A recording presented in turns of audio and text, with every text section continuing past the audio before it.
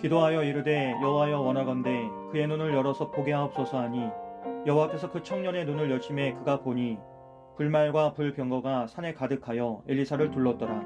아멘. 아람 왕은 엘리사를 잡기 위해 도단성을 에워쌌습니다.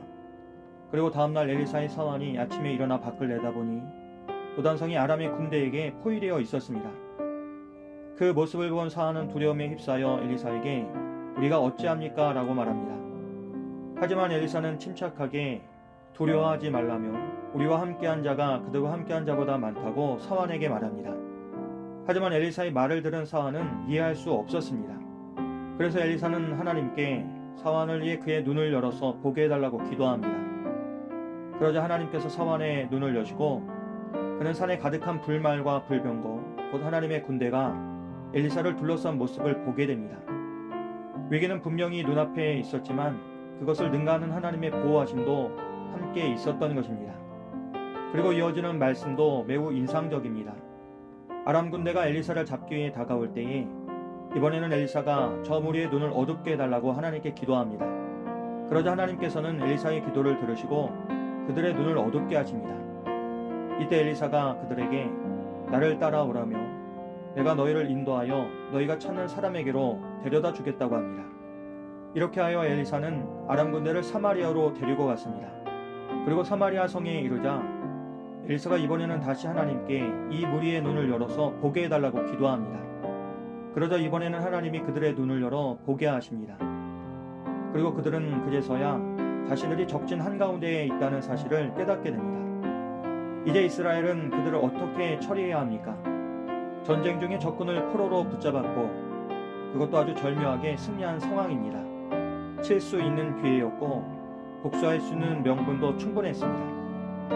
하지만 엘리사는 이스라엘 왕에게 그들을 치지 말고 오히려 떡가물을 그들 앞에 두어 먹고 마시게 하고 그들의 주인에게로 돌려보내라 합니다. 결국 이스라엘 왕은 아람 군대를 위하여 성대한 잔치를 베풀고 그들을 고국 그들의 주인에게로 돌려보냅니다. 그리고 그 후에 아람 군대는 이스라엘 땅을 침략하지 못했습니다. 오늘 본문은 우리에게 두 가지 중요한 메시지를 전해줍니다. 먼저는 믿음의 눈을 가져야 한다는 것입니다. 우리는 살아가면서 다양한 위기와 고난 앞에 서게 됩니다. 삶의 여러 문제들은 우리의 시선을 현실에 고정시킵니다. 그러다 보면 우리는 눈에 보이는 것이나 들리는 것에만 반응하게 되고 결국 두려움에 사로잡혀 낙심하거나 흔들리기가 쉽습니다. 하지만 하나님은 그러한 상황 속에서도 우리가 다른 시선으로 곧 믿음의 눈으로 모든 것을 바라보길 원하십니다. 믿음의 눈은 현실을 무시하거나 외면하는 것은 아닙니다. 오히려 현실 너머에 계신 하나님을 주목하게 합니다. 엘리사가 사환을 위해 기도했던 것처럼 우리에게도 그런 기도가 필요합니다.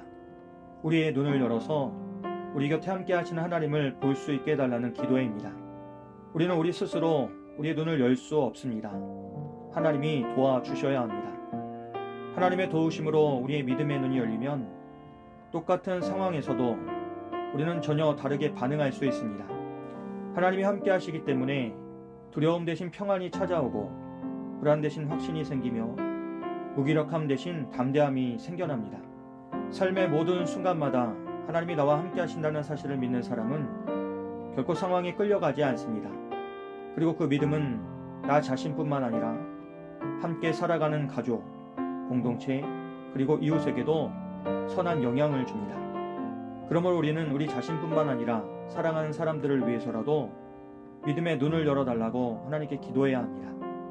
그리고 오늘 본문을 통하여서 우리가 배우는 또 다른 하나는 원수까지도 은혜로 대하시는 하나님의 마음입니다. 이스라엘은 아람의 군대를 완전히 제거할 수 있는 기회를 잡았습니다. 성 안에 갇힌 적군을 향해 보복할 수 있는 완벽한 상황이었습니다. 그러나 엘리사는 그들을 죽이지 않고 그들에게 자비를 베풉니다. 엘리사의 이 결정은 단지 도덕적인 선택이 아니었습니다. 결과적으로 이스라엘과 아람 사이의 긴장이 누그러지고 전쟁은 멈추며 평화가 찾아왔습니다. 복수가 아닌 용서, 심판이 아닌 자비, 멸망이 아닌 회복을 선택했을 때에 오히려 더 큰 승리가 주어진 것입니다. 우리의 삶에도 누군가 우리를 어렵게 하고 상처를 주고 심지어 적대적으로 행동할 때가 있습니다. 그때마다 우리는 선택의 기로에 섭니다. 내가 받은 상처를 그대로 갚을 것인지 아니면 하나님의 마음으로 반응할 것인지 우리는 고민하게 됩니다. 하나님은 우리가 세상의 방식이 아닌 하나님 나라의 방식으로 반응하길 원하십니다. 하나님의 시선으로 사람을 보고 하나님의 마음으로 대할 수 있다면 우리는 그 순간에도 하나님의 나라를 이 땅에 드러낼 수 있습니다. 오늘도 하나님은 우리에게 믿음의 눈을 열어 나를 보라고 그리고 나의 마음을 본받으라고 말씀하십니다. 그 말씀을 붙잡고 오늘도 담대하게 믿음의 길을 걸어가는 우리 모두가 되기를 주님의 이름으로 간절히 기도합니다. 거룩하신 하나님, 우리에게 믿음과 사랑을 더하여 주시옵소서. 우리의 눈을 열어 주님의 일하심을 보게 하시고 주님의 마음으로 세상을 대할 수 있도록 도와주시옵소서. 예수님의 이름으로 기도합니다. 아멘.